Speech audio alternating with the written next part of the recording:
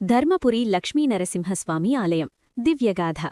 పవిత్రమైన గోదావరి నదీతీరంలో భక్తి నదిలా ఎప్పటికీ ప్రవహించే ఒక దివ్యక్షేత్రం ఉంది.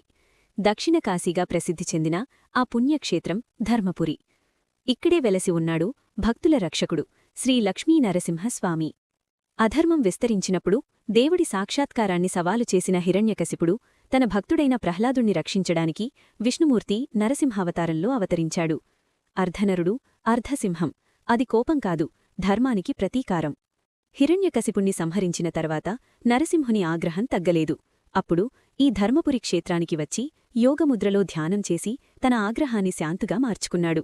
అందుకే ఈ స్థలం శాంతి మరియు శక్తి కలిసిన దివ్యక్షేత్రంగా ప్రసిద్ధి చెందింది.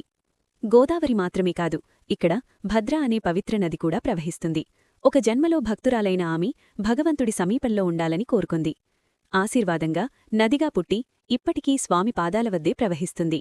ఇక్కడ స్నానం చేసి దర్శనం చేస్తే పాపాలు తొలగి మనసుకు శాంతి లభిస్తుందని నమ్మకం. ధర్మపురి ఒక పురాతన క్షేత్రం. ధర్మవాటికగా పిలువబడిన ఈ ప్రదేశం శాతవాహనులు, చాళుక్యులు, కాకతీయులు, అనేక రాజవంశాలు ఈ ఆలయాన్ని అభివృద్ధి చేశారు. స్కాందపురాణం, బ్రహ్మాండ పురాణాల్లో కూడా ఈ క్షేత్రం గురించి ప్రస్తావనుంది. ఆదిశంకరాచార్యులు కూడా ఈ స్థలాన్ని దర్శించారని విశ్వాసం. కాలం మారింది, దాడులు జరిగాయి, ఆలయం ధ్వంసమైంది.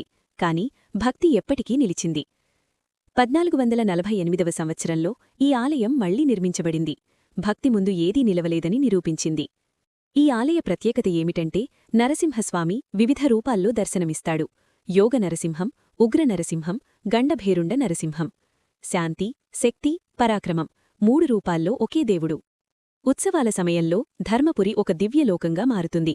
నరసింహ జయంతి, బ్రహ్మోత్సవాలు, వైకుంఠ ఏకాదశి, ముఖ్యంగా పంచసహస్ర దీపాలంకరణ, వేలాది దీపాలతో వెలిగే ఆ దృశ్యం మనసును మైమరిపిస్తుంది.